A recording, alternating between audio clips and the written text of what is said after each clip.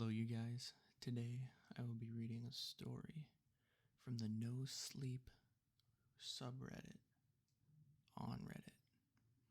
I hope you guys enjoy. It is called My Wife Has Been Peeking at Me from Around Corners and Behind Furniture. It's gone from weird to terrifying. My wife Lynn and I have been together for 6 years and married for 11 months. Our entire history together has been very normal, and never once have I noticed any weird behaviors or red flags. I can't stress enough how out of character this whole thing is for her. Lynn is very kind, intelligent, and thoughtful. She's always been the no-nonsense type of person. Being childish or trying to scare me is not something she'd normally do. She doesn't even like watching horror movies. When we first started dating, she agreed to watch The Shining with me because she knew how much I loved horror. She was so scared that she didn't even make it through half the movie before we had to turn it off. She isn't into anything creepy and has never been into pranks. It's just not her cup of tea, and that's fine. But that's what was so strange about this. It's just so unlike her. I should also add that she never had any mental health issues as far as I'm aware. It doesn't run in her family. I know some people are able to hide their mental health problems, but in the 6 years we've been together, I think I'd have seen some sort of sign. 2 months ago, I was in the kitchen making myself some coffee before work. I was running a bit late that morning and knew I wouldn't be able to make it to the Dunkin' Donuts for my usual morning fix. I took a sip of my coffee as I hurried down the hall towards the front door, when I happened to notice Lynn peeking at me from around the corner ahead of me. I could only see her eyes, and a strand of her long, dark hair hanging against the wall. The rest of her body was concealed behind the corner. I nearly spilled my coffee when I saw her. I did burn the shit out of my lips, though. "Geez, Lynn," I said, wiping a few drops of coffee from my pants. "You scared the shit out of me." She immediately popped out of view like a kid that had been caught. I heard her scurry off towards the living room, and by the time I got to the front door, she was out of sight. It was really weird, and just totally out of character for her, like I said. But I also found it kind of funny that she was being more playful and a little less serious.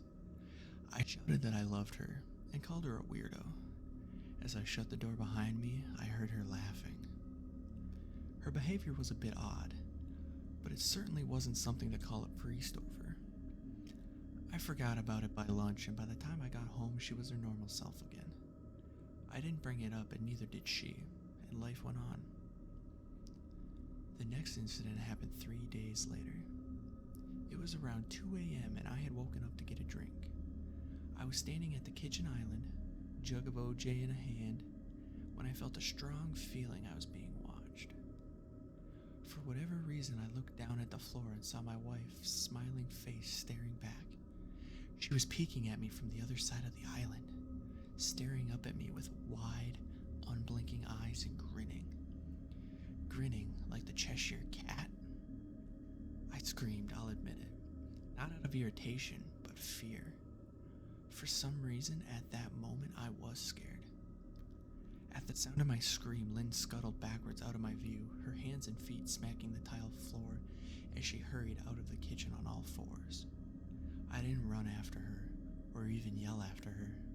I just stood there, frozen in shock, wondering what the fuck possessed her to do that. It took me a little longer than I'd like to admit to go back upstairs, but I eventually did. When I got to our bedroom, Lynn was lying on her side, asleep, or at least pretending to be.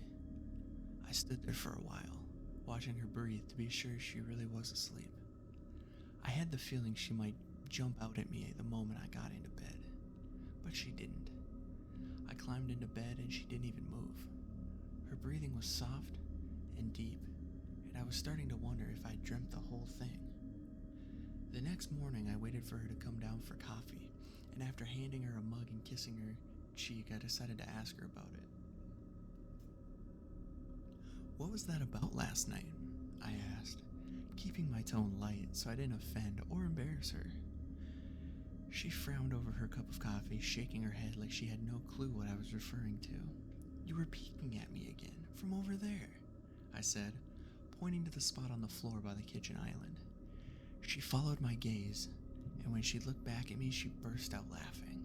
She laughed so hard that I couldn't help but join her. "You creep me the fuck out sometimes, you know that?" I said. She giggled and set her cup on the counter and wrapped her arms around my neck.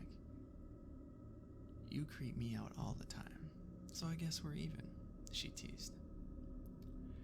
We said our goodbyes and left for work. As I drove, I kept thinking about how creepy it had been seeing her grinning at me from behind the island like that. The sounds her hands made on the floor as she crawled away. I told myself she was just trying to be silly, just trying to join me in my love of all things horror. We said our goodbyes and left for work. As I drove, I kept thinking about how creepy it had been seeing her grinning at me from behind the island like that. The sounds her hands made on the floor as she crawled away. I told myself she was just trying to be silly, just trying to join me in my love of all things horror. It's not like I was afraid of her, but it still didn't sit right with me. I started seeing her peeking at me more and more. Sometimes she'd be peeking out from behind the couch or living room curtains. Once, she even managed to get inside her grandmother's old trunk that sits at the foot of our bed. I might not even known she was there at all had the trunk's old hinges not given her away. She'd had the lid propped up just enough so that only half her face peeked through. She'd been grinning like an excited toddler. It was unnerving. I didn't even know what to say to her. All I could do was stare. When I finally found my voice, I asked her why on earth was she doing this. She didn't answer, but she had closed the lid very slowly, shutting herself inside the trunk. I just walked away feeling disturbed. I didn't understand why she was doing it, but it clearly made her happy.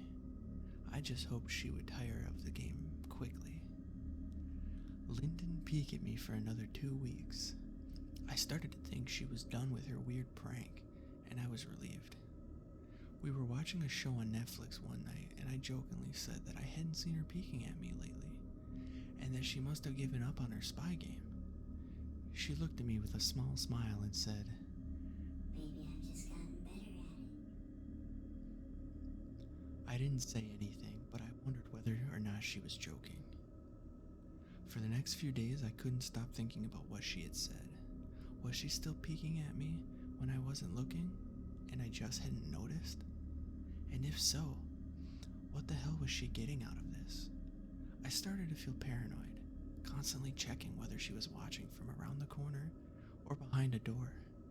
I was jumpy whenever I was home and she wasn't in full view of me. I felt stupid and a little crazy. But after a few weeks without another incident, I began to relax. I stopped checking behind furniture and walls and told myself it was just a bad memory. Then a few days ago, things got much worse. Lynn left to go to a friend's, and I lounged on the couch and played a couple games on my laptop. Around 9 p.m., I hopped in the shower, and as I was washing the soap from my hair, I felt that awkward feeling that I was being watched. I slowly opened my eyes and almost had a heart attack. Lynn was peeking from behind the shower curtain. Her entire head stretched into the shower, leaving just her body outside. Her long, dark hair hung against the curtain, the ends dripping with water. Her mouth hung open in a terrible grin, eyes wide and red, as if she hadn't blinked in a while. I screamed and jumped back against the wall. She didn't move, nor did her smile waver. Her makeup ran down her cheeks in 2 black streaks. She looked giddy and completely deranged. I was terrified. We stood like that for a few moments, neither of us saying a word. Finally, after what felt like forever, She slowly pulled her head back out of the shower, and I watched her blurry figure through the curtain as she moved backwards towards the bathroom door. A second later, the bathroom door slammed shut, hard enough to rattle the mirror. I screamed again and jumped out of the shower to lock the door. I stayed inside the bathroom for over an hour. Maybe I overreacted to some of you. But joke or not, I was not going to put up with this crazy stuff anymore. That's what I kept telling myself as I paced in the bathroom, stopping to listen at the door every few minutes. Suddenly, I heard a muffled sound. I pressed my ear against the bathroom door, straining to listen. I couldn't hear anything, but I envisioned Lynn standing on the other side of the door, giggling at her joke. I felt a surge of anger. I was beyond pissed at being made to feel scared in my own house and made to hide in the bathroom for an hour. All for what? Some joke? If it was a joke, it was an awful one. What the heck, Lynn? I snapped. This stuff is getting really annoying. I waited for her to apologize, or to call me a jerk, but instead I heard a faint moan. So quiet, I wondered if I had heard it at all, and then complete silence. Lynn? I called out, not able to even hide the shakiness in my voice. I got no response, just my own heavy breathing. I swear to God, Lynn, stop it, I yelled, pounding my fist on the door. I waited for her to cuss me out, something I would expect from me talking to her like that. I never screamed at her before. But there was nothing, just the occasional drip of the shower head. I won't deny that I was scared, too afraid to open the damn door and face my own wife. I waited another 30 minutes or so, which feels like a long time when you're scared. Finally, I decided I wasn't going to spend the night hiding in my bathroom. So I got down on my knees and peered under the door. I almost expected to see her face peeking back at me, but thankfully I didn't. I could see straight down the hallway to the top of the stairs, but no Lynn. I didn't know if I should be happy about that or not. I looked for a few minutes, waiting to see her head pop up over the top step, but it never came. I stood up, my hand hovering over the door, and mentally prepared myself to open it. I slowly turned the lock with shaky fingers and was about to yank it open when I heard a sound that still makes me feel nauseous when I think about it. A moan. Louder than before, but this time I was able to tell just where it was coming from. I turned my head to the closet door as if in slow motion and locked eyes with my wife, who was peeking out at me from the slight gap. Her eyes were still wide as ever, and her mouth was hanging open in the most grotesque, gaping smile I'd ever seen. I didn't even scream. I was too scared for even that. Her hands were clasped to my chest, body trembling with sheer delight, as if she could barely contain her excitement. A short, raspy moan bubbled up from her throat, deep and raw, sending a shiver through my entire body. Somehow I found the ability to pull the bathroom door open and ran as fast as I could all the way down the steps, snaking my keys and phone from the table in the living room before running outside to my car. I could hear her shrill laughter behind me, but I didn't hear her getting closer. I didn't even bother shutting the front door. I drove away from the house faster than I legally should have, shivering the entire time, either from fear or the cold. Maybe a little both. I hadn't grabbed a coat or even a pair of shoes. I was still in my boxers and my hair was still damp from the shower. I drove straight to my brother Chris's house, about 40 minutes away, ignoring any and every call and text I got. I didn't check my phone until I was safely parked in my brother's driveway. Lynn had called 4 times and sent a flurry of texts, all wondering where I'd gone and why I left like that. I threw my phone at the dash in rage.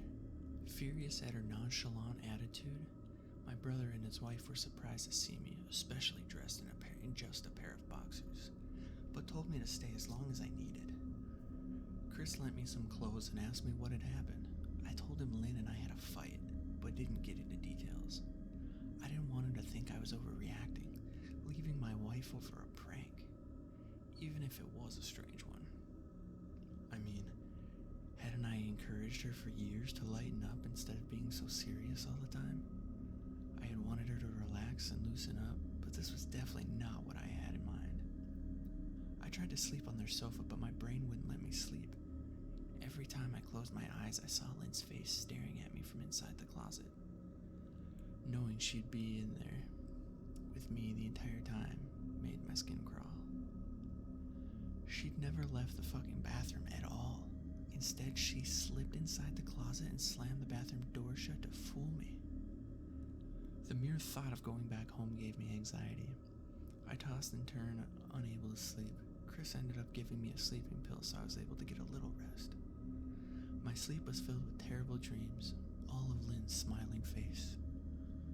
I woke up just as the sun started to rise. My sore body ached from the sofa, and I felt drained. I knew I'd have to call Lynn at some point, but I didn't know what to say to her. I wouldn't be going home unless she gave me her word she'd never do any more creepy stuff. I just wanted my wife back. Her normal, serious self never looked so good to me. I was contemplating calling her and telling her that, when that familiar feeling came over me. I was being watched. I was staring at the ceiling, my heart in my throat. I didn't want to look away, but the longer I ignored the feeling, the worse it got. My eyes drifted from the ceiling almost on their own. Her face was pressed up against the window beside the couch, staring at me with the same gaping smile. Drool dribbled down her lips, leaving 2 long streaks down the glass. I didn't even know how long she'd been there, but something told me she'd been there quite a while, possibly all night. I didn't bother screaming, though I was afraid anger trumped any fear that I had felt at that moment. I jumped up from the couch and pounded my palm against the glass. "Lynn, are you crazy? What the hell is wrong with you? Just go home," I shouted. "Now!" She didn't move, and her ghastly expression never changed. If anything, her smile only grew, as if she had never been more elated. I could hear Chris and his wife moving around upstairs. As if Lynn could hear them from her place outside, her head twitched slightly in their direction, and she began to close her mouth slowly. Chris called my name from upstairs, obviously concerned. I turned to see him and his wife Rebecca hurrying down the steps. When I turned back to the window, Lynn was gone. The only signs she'd been there were the 2 streaks of drool still dripping down the glass. I tried to explain to Chris and Rebecca about waking up to see Lynn watching me through their window. They were still skeptical. Who wouldn't be? Chris and I went outside to spot in the front of the window, but there was no footprints in the dirt, just a slight indent. Animal, probably, Chris guessed. And I didn't argue. He and Rebecca assumed I dreamt the entire episode, but they didn't understand, and I was too tired to explain it to them. I called out of work that day and turned my cell phone off. I didn't want to face Lynn, but just talking to her was too much for me at that point. I really started to believe something was irreversibly wrong with her. That no matter what promises she made, we'd never be the same again. The thought saddened me to my core. I cried most of the morning. By noon, I figured I was ready to confront her. Give her one last chance to explain herself. I could at least give her that. After 6 years, I told myself. I turned my phone on and saw the dozens of texts she'd sent, all from a seemingly concerned wife. "Can we talk? I love you. Please call me. I'm really worried. Can you answer? Just come home." And more of the same. All texts telling me she loved me and she wanted me to come home. How worried she was, not a damn one addressing the crazy stuff she's been pulling. Like she hadn't been acting like a character from a Stephen King book. Even her texts were different. She normally texted novels just to tell me to pick up a loaf of bread. You'd think she'd have more to say after her bizarre shenanigans, but no. I know it probably seems childish to some of you who are miles away from this situation, but if you saw the way Lynn had looked at me and how she had scampered away on all fours like some wild animal, grinning at me from inside the closet like a lunatic, then I think you'd find my reaction was warranted. I ended up staying with Chris and Rebecca for another night. I didn't wake up yesterday until afternoon, and thankfully I didn't see Lynn's face watching me through the window. I don't want to pry, because it's not my place, but is this fight something that can be mended? Rebecca asked. She made both of us a sandwich for lunch, and I knew she wanted to breach the subject without seeming too nosy. I don't know. She's like a different person, I said, choosing my words carefully. I still wasn't ready for her or Chris to know the full extent of the batshit craziness I'd been dealing with. People change, Ben, but she's still the same woman you married. Maybe you both just need to talk through your issues. Whatever's going on, I'm sure it can be fixed, she said, ever the peacemaker. I think it's beyond that now. I don't think talking would help. I just don't trust her, I said. The words stung in my heart. I missed and loved my wife. But how could I live with someone like that? Living in constant fear did not sound appealing. Lynn loves you. She has to be absolutely crushed, she said. I don't know about that, I said. Well, she certainly seemed like it to me. I've never seen her so upset. Very much unlike the Lynn I know, Rebecca said, shaking her head slightly. It took a full minute for her words to really sink in, and when they did, I felt dread worming its way through my skin. Wait, what do you mean you saw her? You saw Lynn? I asked, my mouth suddenly dry. Rebecca nodded casually, as if that fact wasn't nightmare fuel. Maybe for her it wasn't? She stopped by this morning just after Chris left for work, she said, cleaning the plates from the table. I didn't see her car though. Maybe she took an Uber or something. Beck, what did she say? Did she come inside? I asked. Sweat starting to break out on my forehead, I began looking around, examining corners as though a predator lurked behind them. No, she just asked if you were awake yet, and I said that you weren't. I asked if she wanted me to wake you, but she said no, just to let you sleep. She said as she washed the dishes. That's all? She didn't say anything else? I asked. No. She looked awful though, like she hadn't slept in days. I think you should call her. I got up from the table and thanked Rebecca for lunch. I felt a little better at the knowledge that at least she hadn't come inside. Still, I needed to double check that the doors were locked. I sat for a while trying to figure out what to do next. I didn't want to go home, but I felt that I owed it to Lynn to help her if I could. Hadn't I sworn an oath to love and to honor her through sickness and in health? Clearly, she was very sick. If she was sick, which I truly believe she was, I had to try and get her the help that she needed. But I didn't even know where to start. I didn't want to call the police. And besides, what the hell was I going to tell them? That my wife was peeking at me? That she was being creepy? As bizarre as she'd been, she still hadn't committed any crime. Not yet, anyway. The police would have probably said that I was overreacting. But this wasn't some prank. It felt wrong. Dangerous, even.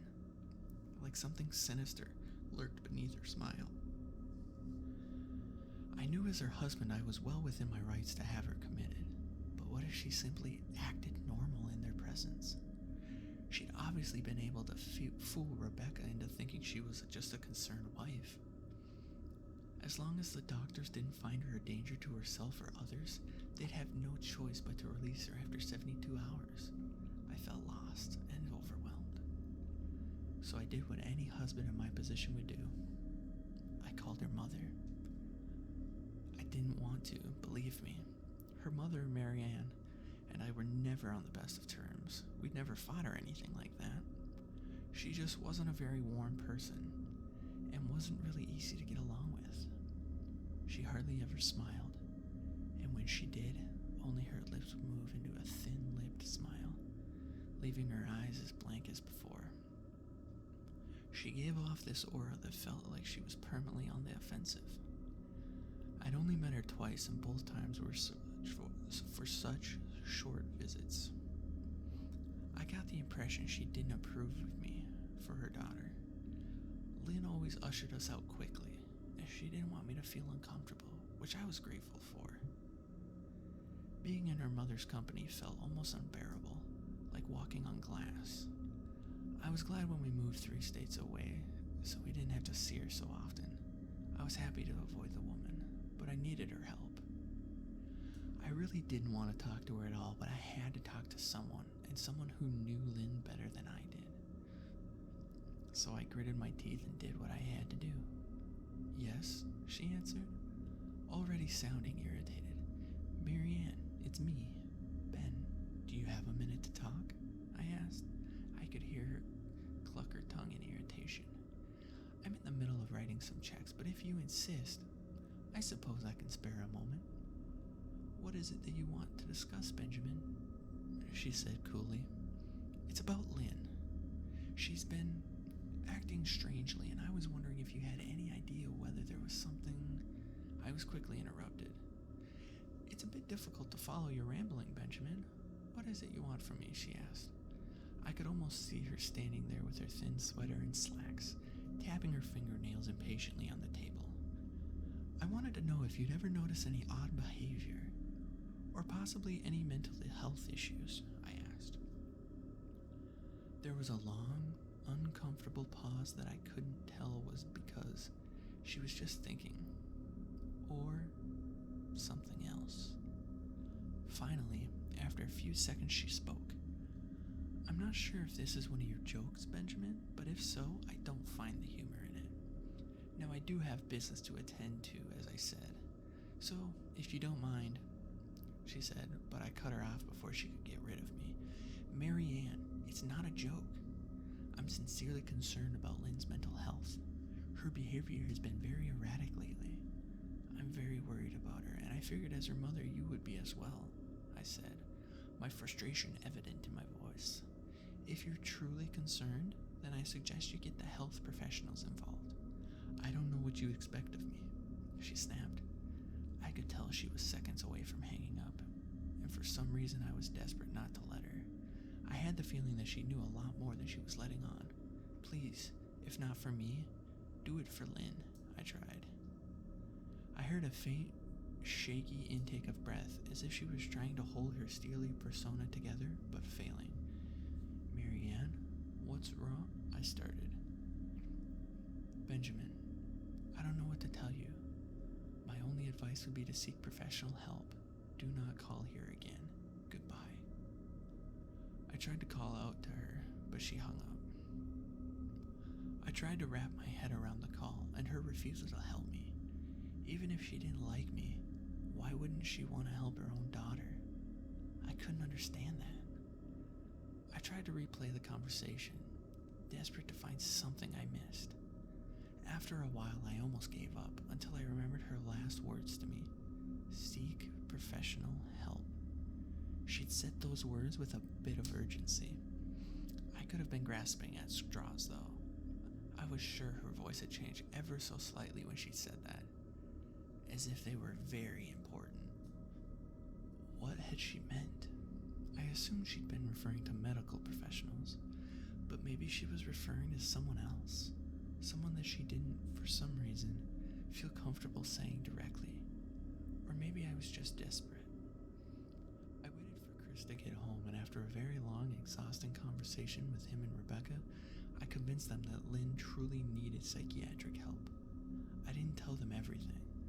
I wasn't prepared to go into it yet, but I told them about our last encounter, how she had hidden in the bathroom peeking at me from the closet. They were obviously shocked, but thankfully they believed me. They too just wanted to help her. Still, they didn't think it was all that serious. Weird, maybe, but not dangerous. They just kept saying that Lynn had to be playing some kind of weird joke. Maybe for YouTube, Rebecca offered, if only half-heartedly. Chris didn't think we should involve the police just yet. He offered instead to go with me, and I readily accepted.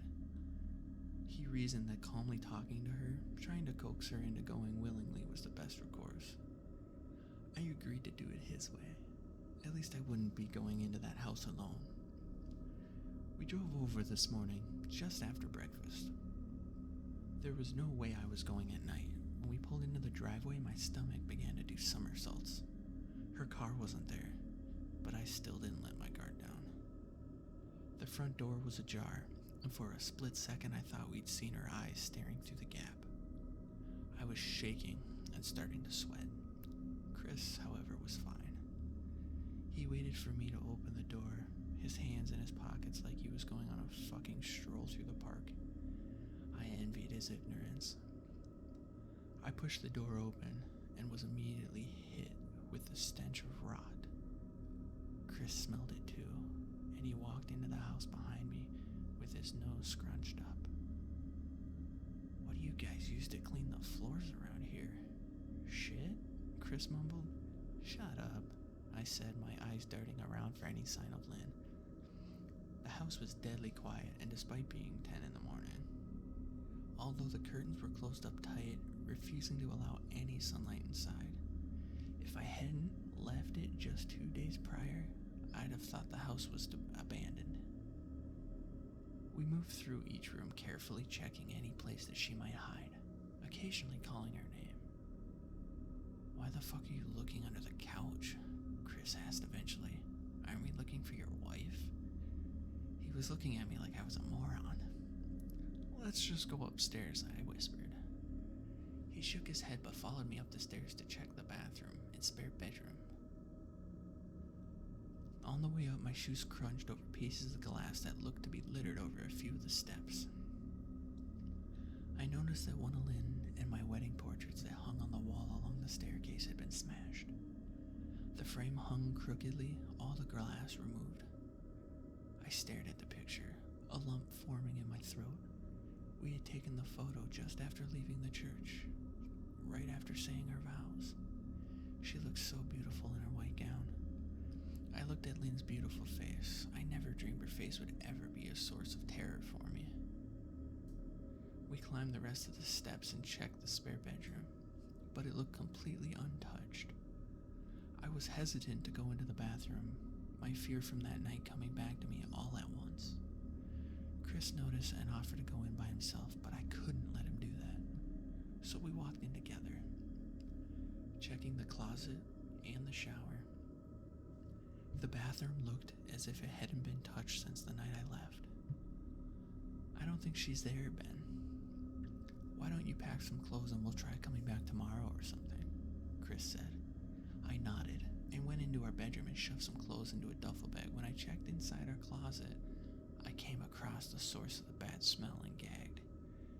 Chris took one look and lost all color in his face. He had to go stand by the stairs to get away from the sight and smell. I gazed down in shock at what lay inside my bedroom closet.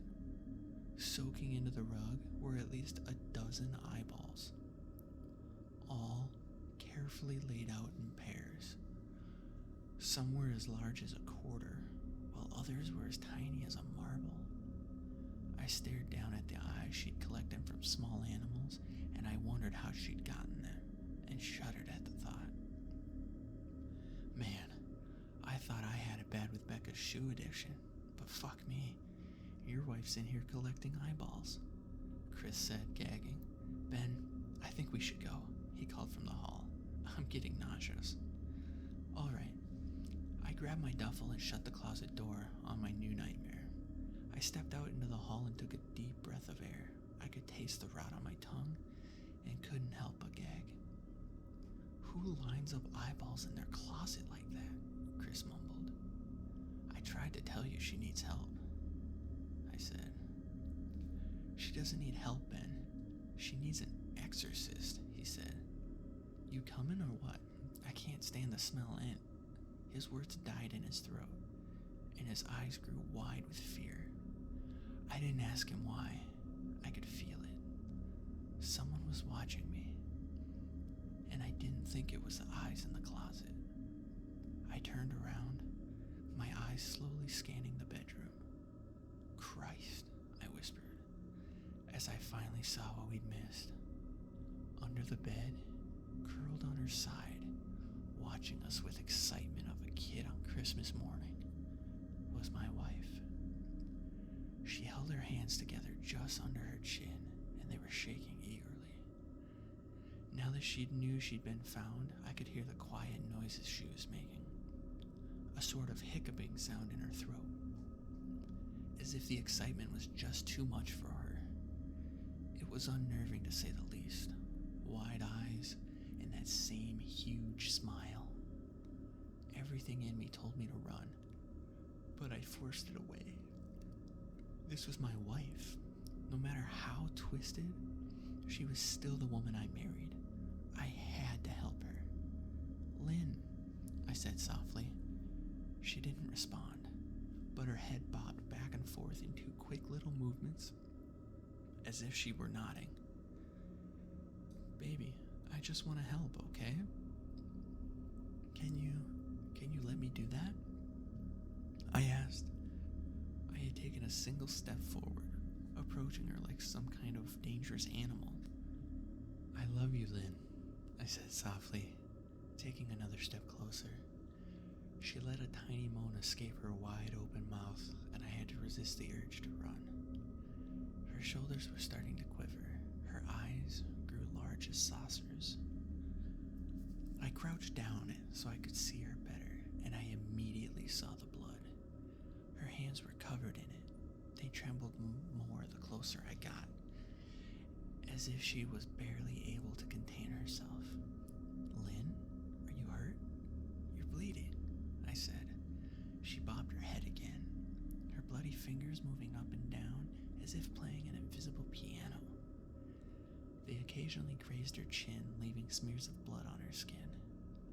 I wanted to recoil in disgust. The smell was coming off of her was revolting. I could feel the vomit trying to climb up my throat. Her lips were dry and stretched thin, blood seeping between the cracks. I knew she wouldn't come out on her own, but I didn't want to leave her in the state she was in.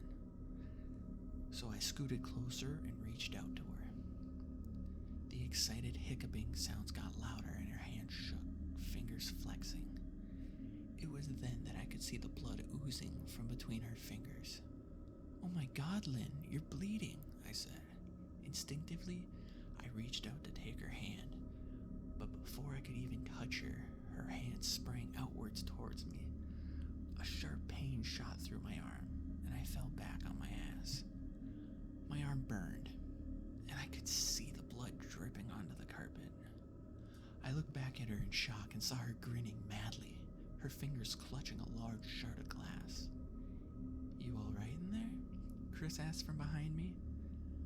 I turned my head slightly and nodded to him, cradling my arm to my chest. When I turned back to face Lynn, I saw that her focus had shifted. She wasn't looking at me anymore, and she wasn't smiling anymore either. She was staring past me, her eyes glaring at Chris the way a hungry lion might stare at an antelope. Her mouth was still hanging open, but it was twisted into a snarl. I got to my feet and began walking backwards down the hall, afraid to take my eyes off her. Are you bleeding? Chris asked. The moment the words left his mouth, Lynn started fast scooting out from under the bed, the glass shard still in her fist. Chris, run! Go! I yelled. He must have been too afraid to move because a second later I felt my back bump into him. He was still standing at the top of the stairs, staring at the horror that was my wife. Lynn had crawled completely out from under the bed and stood in the bedroom doorway, her face twisted in rage. Her whole body was visibly tense. Blood ran down her fingers and onto the floor. Jesus, Lynn, Chris said. You, playing hide and seek? I reached back and pushed him towards the steps. Move, Chris, I said as quietly but firmly as I could. Lynn bobbed her head in fast, sharp motions and began to grin. stretching her mouth open wider and wider so that her chin seemed to touch her chest. I heard Chris mutter a prayer, and then he was running down the stairs. I stood at the top of the steps, stuck between the love for a woman who clearly needed serious help and self-preservation. "I only want to help," I said, choking back tears. Her eyes focused on me again as she slowly lifted the glass, holding it out in front of her. And then she started sprinting towards me, grinning with utter excitement. Thankfully, my body took over and I flew down the stairs, skipping 2 or 3 at a time. I made it to the front door before I felt her leap onto my back, wrapping her arms around my neck, her open mouth next to my ear so that I could hear those terrible, hiccuping sounds up close. I shook her off me, knocking her to the floor. I felt a searing pain in my back as she went, but I tore open the front door and bolted to my car. Chris was standing in the front yard talking on the phone with the police. I didn't say a word.